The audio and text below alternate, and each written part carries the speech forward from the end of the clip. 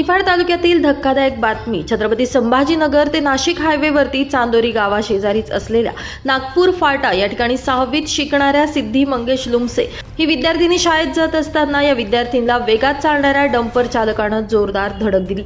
यामुळे त्या विद्यार्थिनीचा जागीच मृत्यू झाला असून इतर पती पत्नी मोटरसायकलवरती जात असताना त्यांना देखील जोरदार धडक दिली आणि ते देखील गंभीर जखमी झाले।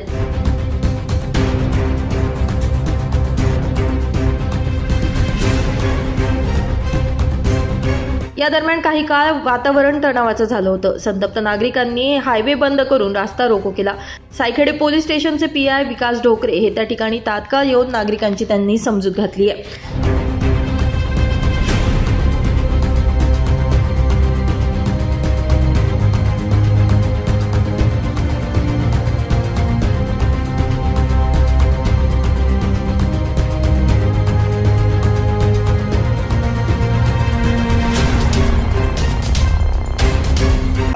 चालक असो हे सगळे दोषी ह्या प्रकरणात आहे। कोणीही माफ होणार नाही। कायद्याने जे काही आहे त्याच्या पराकाष्ठेने जाऊन मी प्रयत्न करणार या प्रकरणामध्ये। त्याच्यामुळे तुम्ही अशा पद्धतीने बिलकुल म्हणू नका। काही गोष्टी कदाचित तुम्हाला माहिती नसेल त्या पडद्या पलीकडे सुद्धा जाऊन मी काम करणार आहे।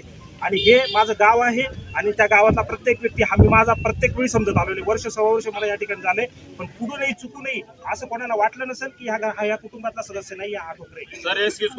तुम्हाला एक्सक्यूज करतो भावना एवढीच समजून घ्या। एकुलती एक मुलगी आहे आणि एक